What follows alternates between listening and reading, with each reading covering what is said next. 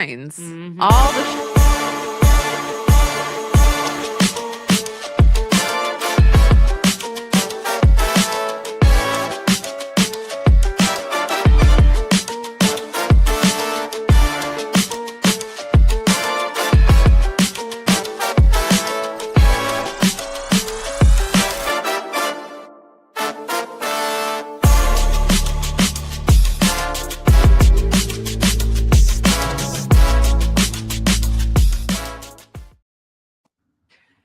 Hey everyone, welcome back to The Moment Live. We're back in the studio. I'm back with my bestie, Rebecca Senenez. It's a Galentine's Day dream for us today. We do this.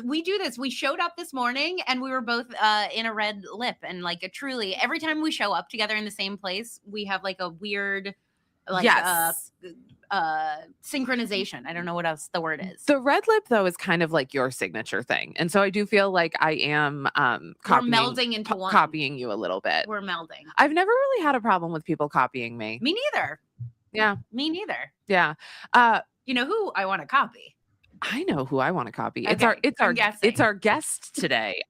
We met Amanda W. Timpson at a party at our friend Francesca's house, Francesca Ramsey, who, shout out to Francesca, coming on the show next week. Can't wait. But nice.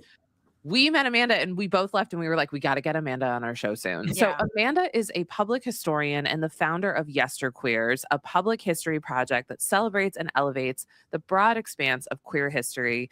A former television executive, oh my God, Amanda turned her attention to queer history in 2022 and has never looked back. She believes that restorative storytelling is our most powerful tool for connection, understanding, and change.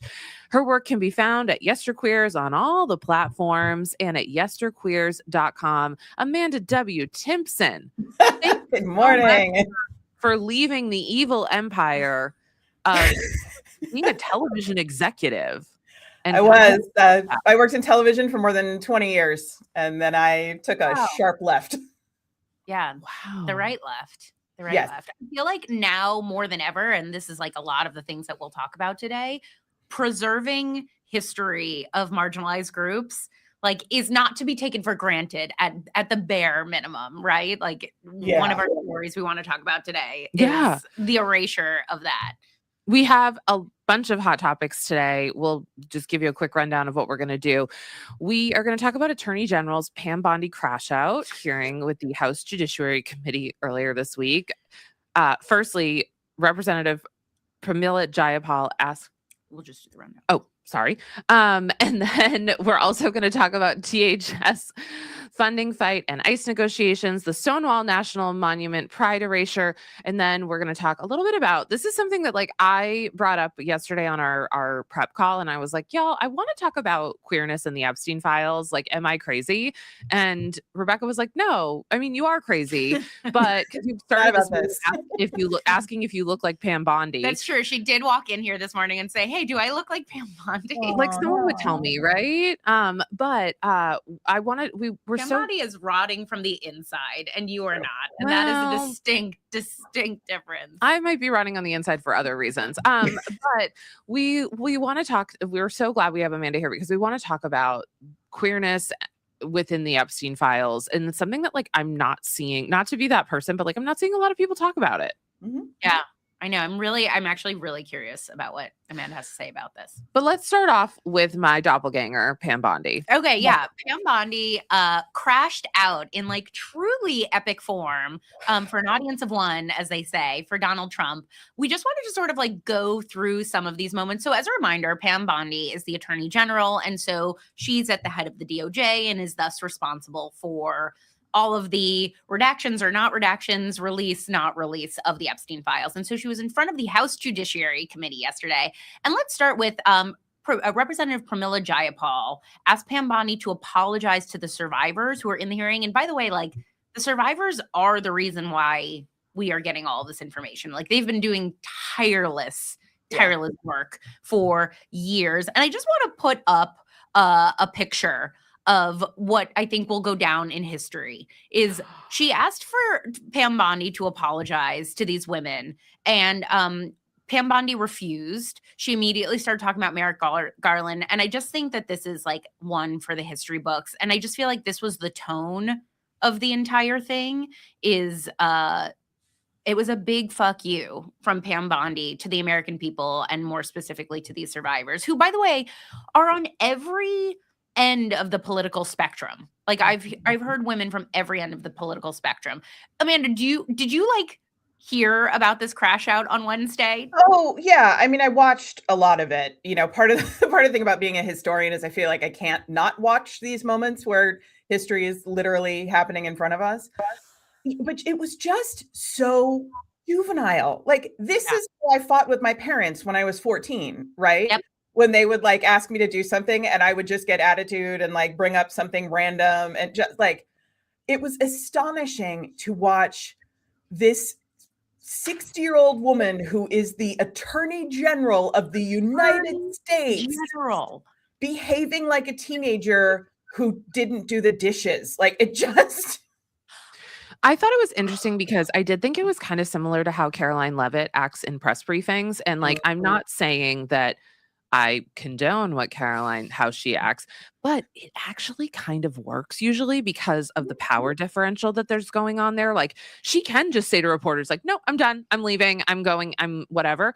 And I think that like I think one of the flaws, well, there's many flaws with the Trump administration, but there's also things that like they just know how to do and then they end up doing them and they work, right? And so, but one of the flaws of them is they apply the same principle every single time. So like Caroline is told basically act like Trump, right? Distract, deflect. And it, I'm not saying that it always works, but like she does kind of get away with it. But Pam Bondi, I think, went in and was like, I'm going to go full Caroline Leavitt here. And it didn't work. She called Senator Jamie Raskin a washed up loser lawyer. She accused Republican Thomas Massie, who also, by the way, has been like a real hero of this, of getting the Epstein files out, having Trump derangement syndrome and being a failed politician. She gave hate to Culver City, by the way. All the places. Frame of reference for people, because like we're all LA based, right? And it's like, I was trying to explain it to someone last night. I'm like, you have to understand, like I'm not saying, but like there are places in LA that have higher rates of crime, right? Like, and Culver City is not one of them. Culver City is like truly a delight. If I want to go on a first date or like a lunch with somebody I want to impress, like the most like neutral possible lovely place would be Culver City. And so it was like, is that the only place you've ever heard of? Or I think she just thought it sounded bad. The last time we were in Culver City, we saw Jodie Foster. Oh yeah, we did.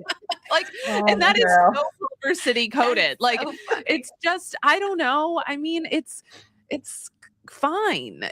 But I think she probably heard it and was like something about that. Although Culver City has like a really terrible history. It used to be a sundown town. Like, and now it's like, oh, Meredith, this is the part of the episode where Meredith like turns like, on. Well, Culver City, now that we're going into the history. If she knew that, she probably wouldn't be ragging on Culver City. That's true. I mean, this is sort of like this whole administration's MO, right? Like Trump's vision of New York City and why he thinks it's this like criminal cesspool is because he's still thinking of New York City circa like 1978, right? When like the West Side Highway had collapsed and hadn't been cleaned up and like all of downtown was abandoned, not all, but most. Like he still thinks of New York City from 40 years ago, and that's like they're all stuck in this weird history. Like a common enemy. Right? Like, I think that when, a year ago when they got into office, the common enemy was like Biden let in all of these criminals, and they're losing that narrative. And also what's so interesting is, especially with the Epstein files, these were all the people who, like I saw an old Pam Bondi ad for when she was going for a Florida attorney general, and it was all about like going after the sex traffickers in Florida, and you're like, wait a minute, hold on, wait a second. Okay, I want to play a little bit of a longer clip because Representative Ted Lieu, who I actually think is our representative. Now we're giving all our secrets away. Yeah, sorry. He had like a wild interaction with Pam Bondi that goes directly to the Trump of it all. And so this is a little bit of a longer clip, but I do want to play it. This is so ridiculous, and that they are trying to deflect from all the great things Donald Trump has done. There is no evidence that Donald Trump has committed a crime. Everyone knows that. This has been the most transparent presidency. He's the one that asked that those files. I'm reclaiming my time. I got your answer. You said there's no evidence. Trump asked Mr. Chairman, please stop the clock. Please stop the clock. The legislation. This is Time. this I'd like is to reclaim ridiculous. my time. Time belongs to the gentleman from California. Okay. I'm going to put up another document from a witness who called the FBI's National Threat Operations Center, because I believe you just lied under oath. There is ample evidence in the Epstein file. Don't you ever accuse me of a crime. I believe you just lied under oath, and this is all on videotape. You said there's no evidence of a crime. I'm showing you, here is a witness statement who called into the FBI's Threat Operations Center. He drove Donald Trump around in a limo. He overheard what Donald Trump said to Jeffrey on his cell phone. He was so angry, he was gonna stop a limo and hurt Donald Trump. And he met a girl who said she was raped by Donald Trump and Jeffrey Epstein. She later had her head blown off, and officers at the scene said that could not have been suicide. No one at the Department of Justice interviewed this witness. You need to interview this witness immediately. Epstein should rot in hell, so should the men who patronized his operation. And as we sit here today, there are over 1,000 sex trafficking victims, and you have not held a single man accountable. Shame on you. If you had any decency, you would resign right after this hearing concludes. The gentleman has expired. Woo! Yeah. I mean, I guess like my thought process is like, why don't we want to hold these people accountable? Like, if what else is there? I can't remember who said it. I don't know if it was Pam Bondi or someone else said recently that, like, basically, like, if we held everyone accountable, the government would fall apart. I'm like, good. Let's do that. Let's do that part.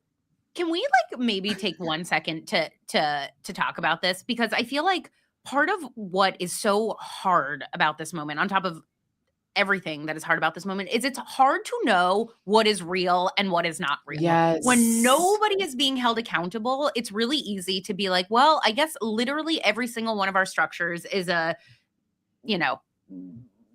child crime ring, and there's nothing that we can do about it. And like, I will never believe that. I do think that there's good people who are there to work and get, but like, how are you differentiating, Amanda, as like, especially as a historian, somebody who's like steeped in like fact and context, like how are you pulling this apart, and how do you think the future will look back at this?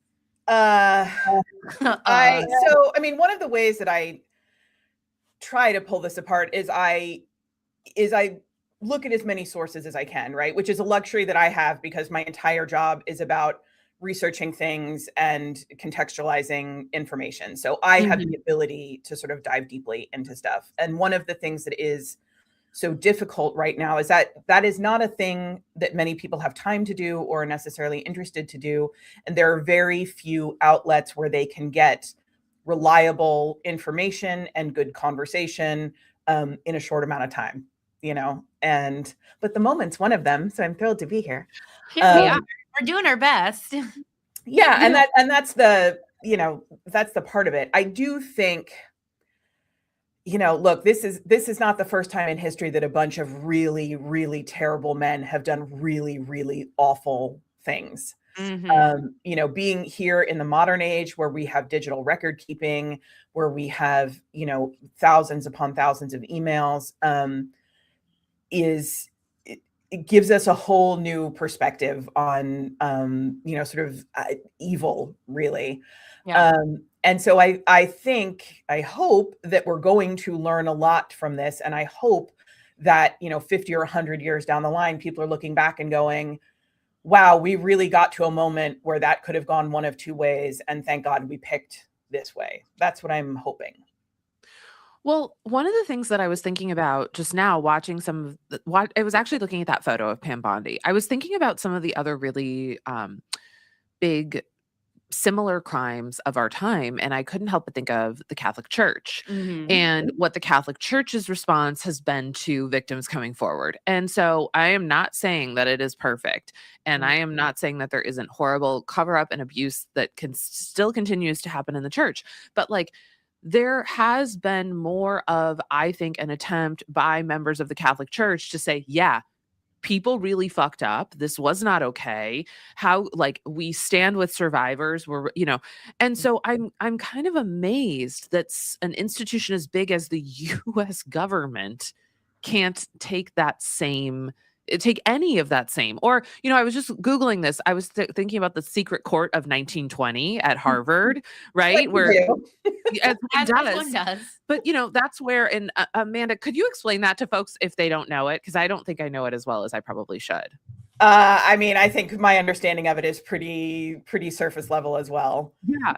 But essentially there were people who were at Harvard and they were gay men and they were persecuted for that and investigated for that. And so I think that Harvard has really tried to reconcile that. I mean, it was back in the 1920s, so it's been a very long time, but like what we have seen is that like people end up eating shit for covering up sex crimes.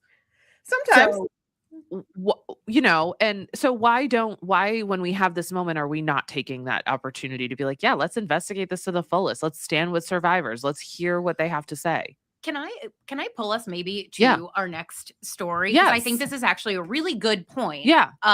So I just want to throw out there, the Trump administration this week removed the LGBTQ pride flag from Stonewall National Monument in New York City, which is where the first pride riot was. It's like the beginning of the gay rights movement.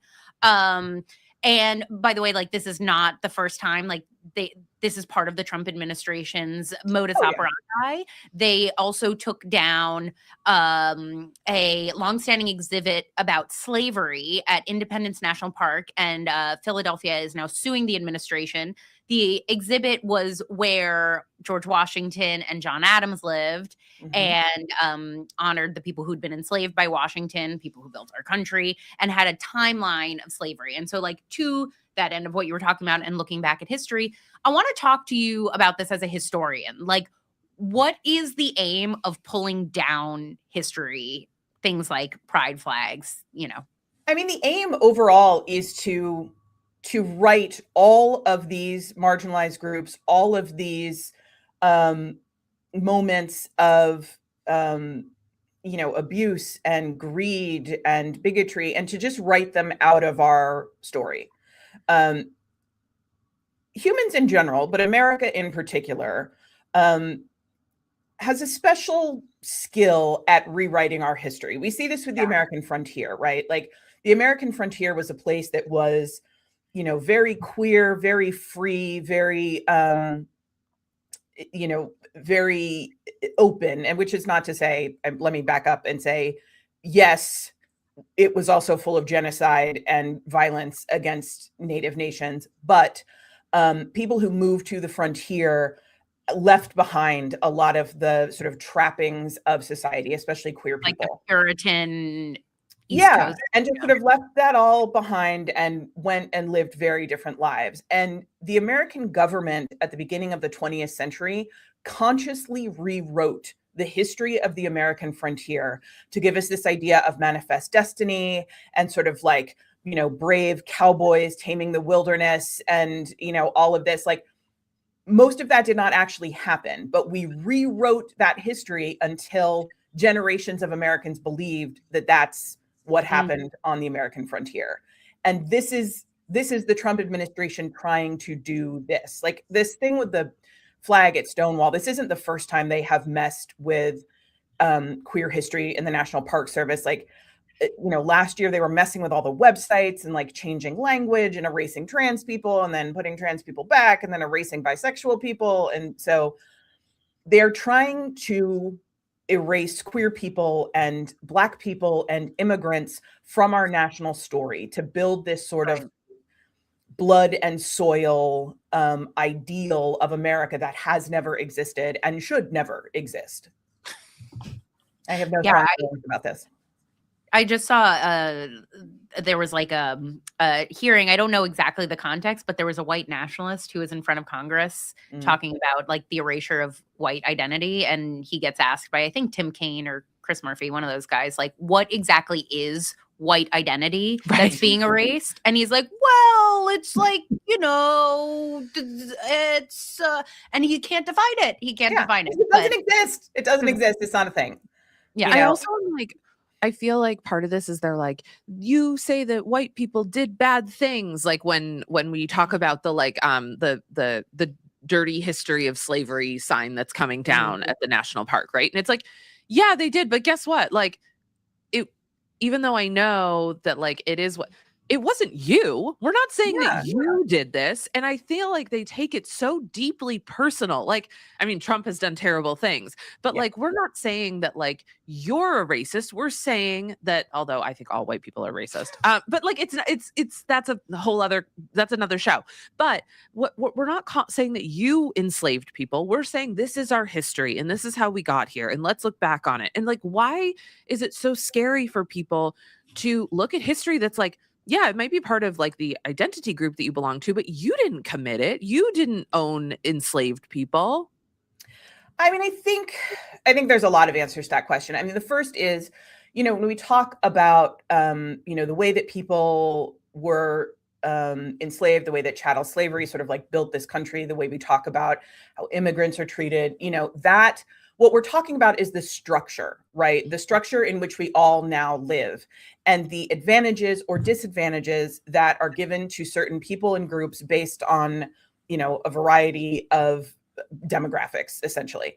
And I think that is where people get hung up, because I think people can understand, yes, I personally did not hold anyone in slavery, but that next step of, however, I, a white person here in 2026, have advantages based on the system that was built on chattel slavery. That's where people get tripped up and say, well, I work hard, I've earned everything. And it's a pernicious idea, right? It's hard to unpick that, to say, yes, you worked hard and you got farther than someone who is trans or Black or speaks English as a second language, who is working just as hard. You got farther by virtue of the fact that you are, you know, white or male or, you know, upper class, whatever. Here's a scary question.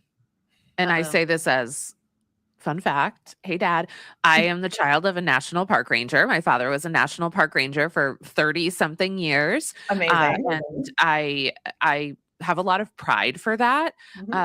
But you know, even in the last like 15, 20 years, we have seen the National Park Service shrink. It's not as big as it used to be. I mean, this is true to a lot of federal government jobs. I'm like, when is Trump's just going to get rid of the National Park Service? He's going to try.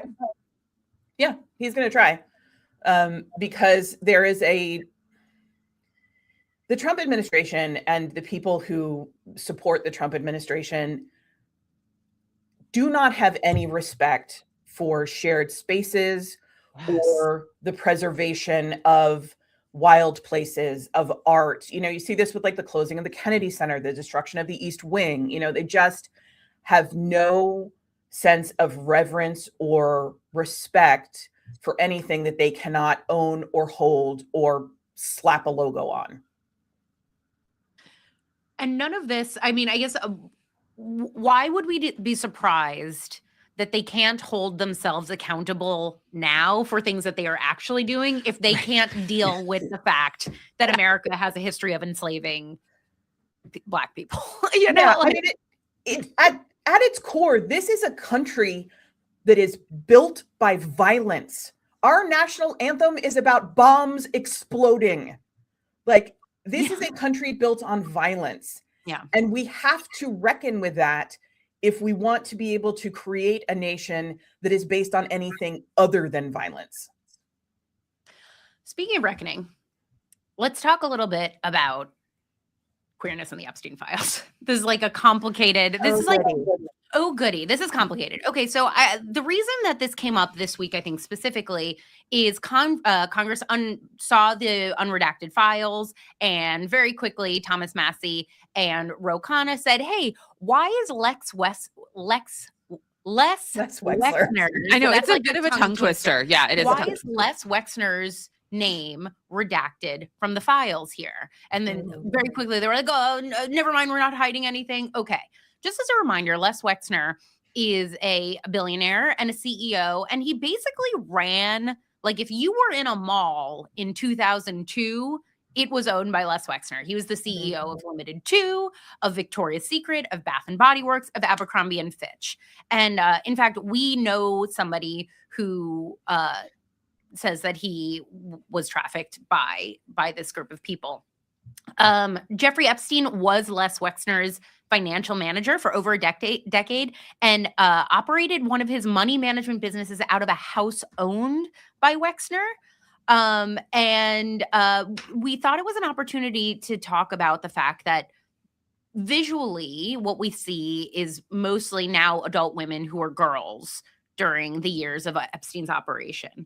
But it seems to me that that's probably not the extent of what was happening there, and it prompted us to want to have a conversation. So let's go. You brought this up, so you cook. Yeah, I mean, I think there has long been rumblings that Epstein and Wexner had some type of sexual relationship, and then this has become something that I've been interested in. There's also sort of a rumbling that perhaps he had a relationship with Leon Black. And the interesting thing about Black and Wexner's relationships is that there was a lot of money exchanged, and there was also a lot of physical time spent together. If we go through the emails, Leon Black, who, by the way, just to bring everybody up to speed, is this disgraced former private equity guy, was the CEO of Apollo Group, had to step down because of his ties to Epstein, also was accused of raping someone at Epstein's apartment. That's the other thing about this. It's a little tricky. I just want to say this. We're trying to make sure that we want, this is the language we would use, but we know we're also encountering a little bit of censorship on TikTok over this. So anyway, a underage girl said that Black raped her at Epstein's apartment. So that is something else. But I think there's a very good chance that Epstein was queer, and I'm not seeing a lot of people talk about it. And like, it's just like, how do we even approach this conversation of queerness in the Epstein files? And Rebecca, you were sharing a little bit about one of the first people to come out about Epstein was a trans person. Yeah, I want to give Amanda a second to respond, and then we'll talk about Ava Cordero, who, as far as I know, is the only, So the reason I'm a little cautious about identifying Jeffrey Epstein as queer or bisexual is not because I don't think he slept with men or boys, but because I think Epstein's sexuality was power. I don't think that he was queer or bisexual in a way that means that he was like equally attracted to multiple genders, or not even equally attracted, like attracted to multiple genders. I think what got Epstein off was power, and being able to have power over women and girls, power over men who work for him, power over boys. And that is a very, very different thing than claiming a sexuality and identifying the people that you feel romantic and sexual attraction to. That is a really interesting distinction. I agree. It's like his sexuality was equally blackmailing presidents as it was, the other sick things that he did. I think that that's a really interesting. Yeah. And I think it is important not to entangle those two things, because it is already such a common talking point among conservatives that queer people are predators. Right. That's why we were like curious about this conversation. We were like, okay, so if Epstein did have a sexual relationship with Les Wexner, what does that mean? Because the other thing that is another article, one of the last interviews that Epstein gives in 2019 to the New York Times, he likens pedophilia to being gay. Yeah. And I wanted to see like how you unpack that comment. So this is a very common criticism that we hear about queer people, right? Like, and this goes back decades to actually goes back centuries actually, but at least in like modern American history, this goes back decades to hide your sons, queer people are coming to turn them into sissies, like this is a very common refrain.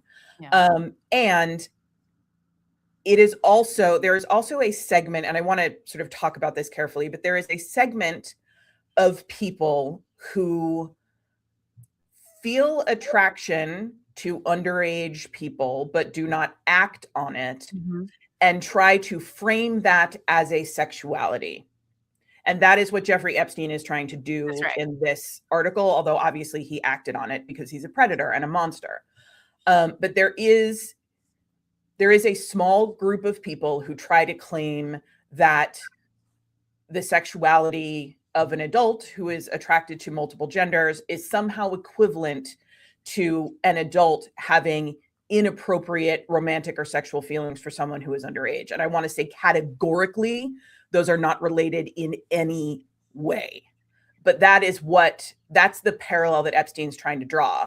And in some ways it's clever because he is trying to give himself an out, right? Like, well, if you guys are okay with queer people, then you should be cool with people like me. And but it's also in this conversation, what he's saying is he's like, I think that like history is going to look back on this differently. So he's also like framing it around the idea of like, hey, 50 years ago, people had, different opinions. And it's like, he's saying it's regressive. Yeah, exactly. Right. And it's not, because, and a lot of times what people are trying to do is actually draw a parallel to like ancient Greece and ancient Rome. But the way that people in antiquity understood sexuality, and especially the relationship between, first of all, not between men and boys, it was between like older men and younger men, was very, very different than our sort of modern understanding of sex and sexuality. And so it just isn't even comparable at all. So it's like what he's doing is he's like trying to give himself an out. Gladiators fighting one another in rings for sport. Like, I don't know, man. Like, I mean, we do have the UFC. Yeah, there's no lions, but I guess that's a good point. That's a good point. Yeah. I'm just saying, I don't know if our best case of reference is to be like, well, they did it in Rome. You know what I mean? No, it's absolutely not, because that like it is nearly impossible to explain how different understandings of sex and relationship and marriage and all of that was in antiquity. Like it has nothing to do with how we think about the world today. But and Epstein saying that also gives people the ability to be like, see, queer people are predators, because if he's like them, then they're all awful. So it's just like doubly awful. Which, by the way, is, I think, you've made the point. I think that there is part of what they're trying to do in this weird way is like sanitize this whole thing. Even with, you pointed out, they're no longer calling it the Epstein files. They're calling it the Epstein library. And I feel like there's, oh my God, I'm obsessed with this. And you know what? If you left me a comment and said that I was overreacting about this, I'm here to categorically say, fuck off. Because this is like a special interest of mine. The Department of Justice website is has it as the Epstein library. Okay. And that is not what we've been calling it for years now. We've been calling them the Epstein files. And so the interesting thing to me about Republicans is like language matters when they want it to matter. When you say like, hey, we're going to change this racist mascot's name, they're like, no, I'm 7. That's my favorite team. Like that's how they react. But then when they do things like this, they're like, that's just a word, right? Yeah. Who cares? But somebody said to me like, well, it's called the library because it's searchable. And I was like, oh, it's not searchable. It's not searchable. If you're like EFTD640 black line, I've gone to the library. Okay. That's not the experience. And so files are also searchable, by the way. Like that's not right. Well, but that also, like, it's very clearly that, Kash Patel, Dan Bongino, like there are distinct people in the JD Vance who built a media career saying release the files, who are now in control of said files, who will not release those files. And so now it's the Epstein library, you know, like, which also, by the way, when we were talking about this is like a broader conversation, is this reminded me of how they rebranded the Clinton scandal into the Lewinsky scandal. Is like they do that all the time. I'm gonna die mad about that. And also, I was thinking about the word scandal, right? Yeah. Like, you know, and I'm not saying that there weren't things that were, you know, terrible about that around power dynamics, but like scandal is such an interesting word. Mm-hmm. That, yeah, like, I mean, because it's tittillating, right? You say scandal, and people are all automatically are like, "Ooh, you know, we want it, a little sexy, a little dirty." Right. And so, but also to go back, like my husband brought this up. The thing that a president wants most is a library. Maybe not the, but that's like that's the capstone. That's the thing that you achieve. You get a library. I know, it was a good one, right? Occasionally the straight men know what's up. I know. Not in this house. You guys, he told me, he looked me straight in the eye and he goes, this was the other day, I told you this. He looked me dead in the eye and he goes, I have no idea what happened to Nancy Guthrie. He was like, you and the nation, Mike. You and the nation. Like, first of all, sweetie, take a breath. Take a breath on you. Okay. I don't know what happened.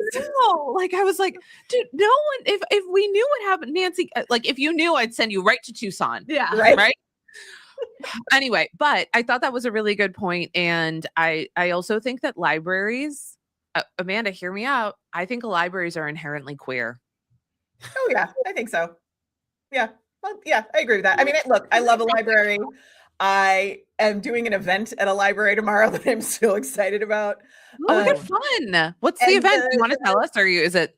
I'll tell you at the end when we talk about the moment. Yeah. Well, okay, perfect. Yeah, that's your moment. Yeah. But the thing about, when you hear library, you think, preservation of information, you think archives, and it, like, I think library to a lot of people sounds a little more like elevated. Right? Third space. Libraries are a third space too. And I'm like, guess what's not a third space?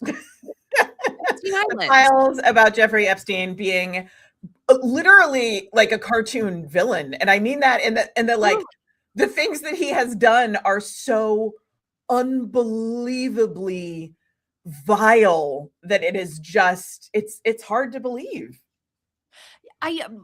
Going back to this idea of like, there are all but certainly boy and men victims, survivors of this situation, of this, I don't even know what to call this like conspiracy. Yeah. Can you talk a little bit about like, perhaps why we haven't seen that as like that even in a taboo world, it is even still too taboo to include boys and men. Yeah. I mean, I don't know if you listened to any of the Sasha Riley interview. Okay, let's talk about it. Can we talk about that for a second? Yeah. You cook, but the answer is yes, and I'm so curious what you think about it. Yeah, so I like full disclosure, I am a survivor of a violent CSA, so I had to work my way through those Sasha Riley interviews in like small pieces. But I did listen to the whole thing, and the one thing that he said someone said to him that has just been stuck in my head is he said that he was told that he was safe from being like, murdered because boys were harder to find. And it has been just echoing in my head that like women and girls are disposable, but it's much harder to source boys, because of the taboo around it, because of the shame, because of the way boys are protected and girls are not, although obviously still plenty of boys and young men and adult men who are victims and survivors of SA, and their voices have historically been lost for a couple of reasons. One, because of the shame of living in this society where we think that especially men who've been assaulted by other men, that is emasculating because it makes them gay. It doesn't. It's not how it works. It's interesting to me. I'm sorry to interrupt you, but it's interesting to me that the sort of like biggest meme to come out of this thing is the joke that Trump would have given President Bill Clinton a blowjob. And I'm like, like the fact that that's the joke that came out of this says so much to me about like shame and queerness. Like that's like to the average American citizen, that's the worst thing that could be in the files. You know what I'm saying? Yeah, exactly. It's not the murder and the violence and all of that. It's the like, if that's all that was in there, I'd be like, okay, great. Yeah, like two fucking equally powered consenting adults. Exactly. Fucking Like, get it. Stop preying on your interns, Clinton. Absolutely. Period. Go have a relationship with a billionaire. Another fucking powerful dude. Yes. And that's like, I did see, like, I felt like there was a lot of homophobia that came out when people heard that. But then, like, it's like, I'm not saying, like, and to your point about, like, it's not about queerness, it's about power. But I'm like, okay, like, I know I'm not very, that's like, such a good point. But now I'm also like, if it was about queerness, y'all would have a problem with it. Yeah. Also that. But it's because it is because no matter how much progress we have made and are desperately trying to hang on to with our fingernails right now, there is still this underlying belief, especially in the US, that to be a man who enjoys sex or romance with other men is emasculating, that you are less of a man if you are gay or bisexual or pan. And that is categorically false.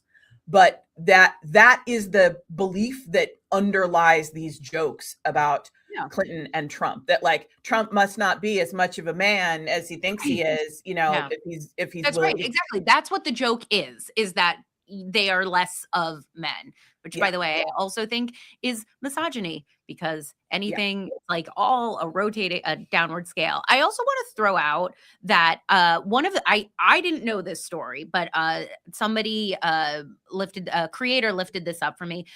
Ava Cordero, a trans woman, was one of the original people to bring a lawsuit against Jeffrey Epstein in the early 2000s. Yeah. And the New York Post reported on it, but they reported on they outed her as trans. And so the scandal of the story became her trans identity and not the fact that Jeffrey Epstein had sexually assaulted her at age 16. And that's something that I wanted to talk about is like, one, like, I'm sure there are more trans women, but the fact that like that this couldn't have come out because those who were reporting on it only saw it as, as they reported as a freak show, as opposed to like a true child's, a girl being assaulted. Yeah. I mean, it's disgusting. And we, certainly we always like to make the victim the story, especially when it's a victim of someone who is, powerful and or beloved.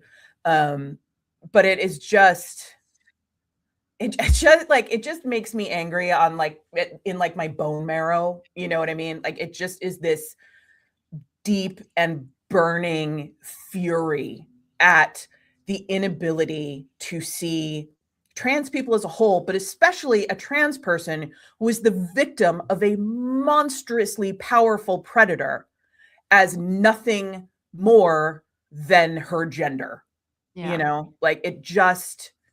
It just makes me furious. Well, and her gender is like a punch line too. Like, that was the center of it. This is like a little bit tangential, but last night I watched the movie A Mighty Wind with blessed Catherine O'Hara, which is really like funny and fun. And then the literal last scene is a joke about one of the characters coming out as a trans woman. Yeah. And it's not funny. Like to that, in the context of the movie, then the punchline was, oh my God. And the funniest part of the movie at the very end of all of the funny jokes we have, the funniest joke is the man with a baritone comes out and wants to live life as a trans woman. And I just thought of that in terms of this story. Well, think about the Barbie movie. Like, I have a lot of problems with the Barbie movie, and I'm finally ready to talk about it. But the end of the Barbie movie, the ultimate thing to Barbie is to be able to go to the gynecologist. Oh, interesting. And like, I was like, that's anti-trans. Yeah. Yeah. And it has like that. Yeah. But if you think the Barbie movie was this huge win for women in feminism, we'll do another episode and we'll invite Amanda back. Yeah, I have so many thoughts. But that also makes me think of I don't know if you guys are familiar with Mark of Cain, which is like an Australian heavy metal band. No, But the lead singer of Mark of Cain came out as trans, I think just this week, and revealed that her new name is Josie. Yeah, and it's like, and again, watching the internet respond to a person who they believe to be not just a man, but a fairly stereotypically masculine man as the guitarist and lead singer of a heavy metal band, finding out that that person was in fact a woman and that her name is Josie. Like, it has been very interesting watching people try to reconcile with that, which on the one hand, I'm like, there shouldn't be anything to reconcile. She said she's a woman. Her name's Josie, like, case closed. Get over it. But of course, that's not how the world works. But it's that same type of, like, there have been those same types of jokes going around, and it's just this, like, it's just this absolute entanglement here that I can't, I don't know. I saw this story of Ava Cordero and I was like, how freaking tragic that this girl had the audacity to go after one of the most powerful men in the world. And what came of it was that she was outed, and that we're still dealing with those issues, and it's still looked at as a deviance or a joke in the face of, like, true deviance. And I will never forget, now I will always think of this, is that their sexuality is not queerness or like any kind of, like, they what they are attracted to, and I'm going to put Bill Clinton in this category, I'm going to put Trump in this category, what they are attracted to is power. Yeah. I also I don't want to give the impression there aren't terrible queer people. Many of them are in the cabinet right now. Of of course. But, like, the idea that, like, they are not attracted to children. They are attracted to having a sense of power over somebody. Yeah, that would be that is my belief with Epstein. Obviously, never having met the man or psychoanalyzed him, and thank God. Right? But y'all, this has been a really eye-opening show. Thank you so much. We've had a lot of people hanging out with us today on TikTok especially, so thank you. We end every show with asking one another what is having a moment for us. So, Amanda, I'll kick it to you. What's having a moment for you? And by the way, you guys, throw in the comments what's having a moment for you. Would love to know. What's having a moment for me is that I am doing a show at the Burbank Library tomorrow. If you're in LA, come hang out with us. That is called Dear Heart, and it is all about queer love letters and celebrating queer love through the ages. So it's me and 5 phenomenal actors reading queer love letters, talking about the history of queer love. And it's a thing that's been in my head for like 2 years. And so I'm super excited to, like, get it up on its feet and show it to people. So, oh, I love that. So cool. Where can people get tickets? You can go to any of my social media profiles to find the link, or you can go to the Burbank Library's event page, and it is called Dear Heart. Rebecca, what's having a moment for you? I'm having, like, a little bit of a pre-moment, which is that the America's Next Top Model documentary is coming out on Monday. Oh, I can't wait. I know. Oh, I can't wait. It's going to be, I mean, like, that's one of those things where, like, I look at it, I'm like, I knew at the time this was bad, like, I knew this is not good. And yet we all sort of, I mean, like, this is true of all of these things. Like, we all sort of, like, fell into it and we're like, well, I guess we all need to be stick figures and, the things they did on that show. I think we are going to have memes to last us the rest of this generation out of, Miss Jane's face. And, the amount of, like, we're going to have memes forever. And that's what's having a moment for me is Monday night. I will be locked in. Yeah. Okay. We can talk about it on Tuesday. And on Tuesday we can talk about it. I'll tell you what's having a moment for me. I'll keep it really short and sweet. He might not solve the Nancy Guthrie case, but I do want to give a shout out to, and I'm not like a husband girl. I don't talk about my husband all the time. No, I'm not true. Like I am, but like I didn't even know you were married until today. So either. People are always like, "Oh my god, it's That's so cool because he's been on the Nancy Guthrie case." Yeah, you don't wear your rings. How, like, empowering. I'm like, yeah, my fingers got too chubby for them. They don't fit on me anymore. It took me 2 hours to get it off last time I wore my ring. Okay. But I do want to give a shout out to my husband because he's just been like, I've had a lot going on behind the scenes and he's just been really great. And I love him so much. And no, he's not going to probably solve this very complicated case in Tucson, Arizona, but he is a good guy. And I think it's intent. He's not in the Epstein files, Intent which in this economy, like, Right. well, taken for granted. The thing about him is like he wants to solve the Nancy Guthrie case, and I think that's a nice thing. It So is, anyway, absolutely. thanks, babe. I love you. And thank you, everybody. Thank you to Amanda W. Timpson, who's a brilliant historian. Amanda, really quickly, where can everybody find you? At Yesterqueers on all social media platforms and at yesterqueers.com. And hopefully back here in studio with us again in the future. Yes, please. Bye, everybody. Bye. See you Tuesday.